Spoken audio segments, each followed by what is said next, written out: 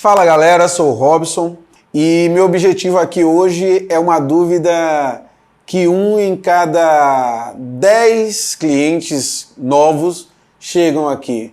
Pô Robson, vou gravar meu projeto e eu quero gravar com uma câmera, mas eu não sei o que usar na iluminação, eu não sei o que usar de luz. Qual luz uso, como uso, onde coloco a luz quando eu estou gravando? Eu vou trazer aqui bem básicos, né? Fundamentos básicos para uma boa iluminação. Não interessa se você é iniciante, entusiasta, eu acho que com esse fundamento das 3 luzes você vai conseguir escorrer aí diversos projetos, diversos formatos a partir desse.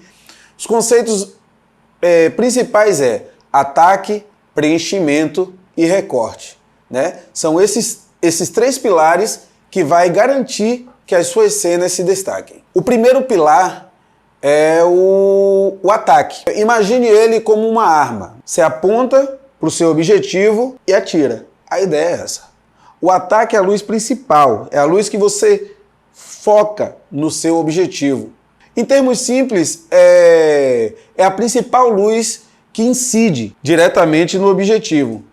Dicas para vocês é se certificar se essa luz está posicionada de forma correta, seja ela natural ou uma luz artificial, de maneira que as características, né, do seu objetivo sejam destacadas. E aí sim você vai ter sombra, né, e detalhes definidos, porque o que faz com que seu objeto se destaque é esse equilíbrio entre luz e sombra. Luz, penumbra, né, que é a parte que está entre luz e sombra propriamente dita. Então é a sombra que você faz, né, ligando apenas a luz de ataque, que é a primeira luz que você trabalha. Essa sombra, junto com essa luz, vai dando dimensionalidade, né, tridimensionalidade, né? Dentro da câmera tudo é 2D, é chapado. Então o que faz com que os objetos se descolem um do outro é quando você começa a criar no cérebro de quem assiste essa visão de claro e escuro. Então, tendo claro e escuro, ele começa a enxergar o objeto solto, né? Eu digo que, assim, evite luzes muito duras, opte por suavizar mais essa luz, né? Mesmo que seja uma fonte natural como o sol, você tem aí butterfly, você tem softbox para luz artificial, ângulos diferentes também para criar sombras interessantes, né? Destacar texturas. Então, se tem uma textura aqui, se você bota a luz aqui, a sombra dela incide para esse lado, você vai mexendo um pouquinho, a sombra vai girando de acordo com o que você coloca. Então, talvez isso dê uma plasticidade, dê uma visão diferente do que você quer que seu espectador capte, ok? E aí, o segundo ponto, o segundo pilar, seria o preenchimento, né? Vamos falar do preenchimento. Se o ataque é a luz principal, o preenchimento é o seu complemento. Ela que vai suavizar as sombras deixadas pelo ataque, as sombras aparentes, a sombra que você, às vezes, deixou ali propositalmente. Porque imagine, se eu tenho um objeto aqui e ele está totalmente escuro aqui, você não vai enxergar esse objeto na câmera. Mas se eu tenho um objeto aqui e ilumino com a minha luz principal, digamos que aqui, e aí a sombra incidiu para esse lado, só que é uma sombra muito dura, uma sombra muito escura. O que é que eu faço? Eu entro com um preenchimento e suavizo essa sombra com ele. Vocês estão entendendo? Então, geralmente, o ataque tem uma potência de luz um pouco ou muito, isso é relativo, subjetivo, ou um pouco ou muito maior do que o preenchimento, tá? Então, o preenchimento é a luz que se casa com o ataque para suavizar as sombras deixadas, né?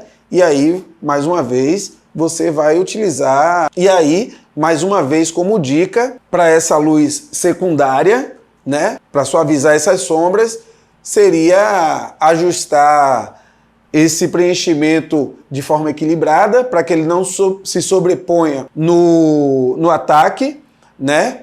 E lembrar sempre que o preenchimento, ele pode não ser utilizado, ele não é obrigatório, mas faz parte dos 3 pilares técnicos da iluminação, tá? Mas, por exemplo, se eu estou fazendo um filme de suspense e eu quero sombras duras, eu posso facilmente tirar o meu preenchimento, deixar um ataque mais baixinho, deixar que essa sombra seja dura e iluminar exatamente aquele ponto em que eu quero que o espectador tenha como suspense, porque o que não está visto, né, cria esse drama e essa expectativa, né, de quem está assistindo, o que é que tem ali, né? A questão da expressão, por exemplo, o rosto de uma pessoa, quando você ilumina só um ponto e essa expressão é uma expressão forte.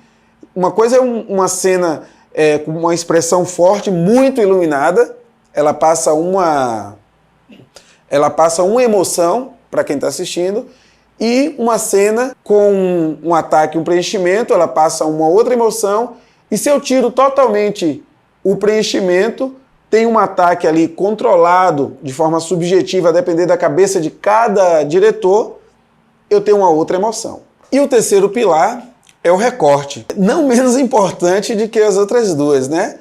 Eu vejo muitos projetos que vêm até minhas mãos e eles são pensados assim, vou iluminar aqui, vou filmar ali naquela parede. Você vê isso muito no dia a dia, o pessoal até mesmo com o celular. Bora fazer uma foto, encosta a pessoa na parede, né? E aí fica na fotografia, no vídeo, uma coisa só. Parede, pessoa, roupa, seja o que for, é uma coisa só.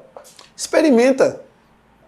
Descola o objeto da parede, descola o objeto do cenário. E aí ainda continua sem tridimensionalidade. Aí é onde entra o recorte. Você pega uma fonte de luz e coloca mais ou menos a 45 graus aqui atrás da pessoa. Se for pessoa, eu gosto de trabalhar dessa forma. E aí você ilumina a pessoa. Eu não vou falar de trás, mas seria do lado aqui, seja ele esquerdo ou direito, tá? Isso depende também de onde você esteja. O recorte ele é utilizado simulando assim a posição como se fosse o sol iluminando a pessoa. Então você coloca a 45 graus uma fonte de luz, de preferência com um Fresnel, que é um modificador de luz, é uma lente que você utiliza para que ela conduza essa luz de uma forma melhor. A gente pode falar sobre ele depois. E aí fazer essa iluminação de recorte, destacando o objeto, seja ele pessoa ou qualquer outro objeto, do ambiente em que ele está inserido, né? E aí o que a gente tem com o recorte? Tridimensionalidade, né? A gente tem, aos nossos olhos, dimensão, né? E aí o recorte ele é importante por isso, né? As dicas, assim, são poucas, já dei as dicas aí dentro do que eu falei sobre recorte, mas seria posicionar mesmo essa fonte de luz de uma forma que crie uma borda, né? Uma borda de luz, uma auréola sobre o objeto, e aí você pode fazer testes, vai passando ele de um lado para o outro, vendo como que se comporta melhor. É isso, esses são os 3 pilares da iluminação, algumas dicas técnicas, e quem tiver mais dúvidas, pode falar conosco pelo chat ou por telefone, e com muito prazer vamos tirar essas dúvidas de vocês e tentar juntos tirar o seu projeto do papel ou da cachola e torná-lo possível e torná-lo real.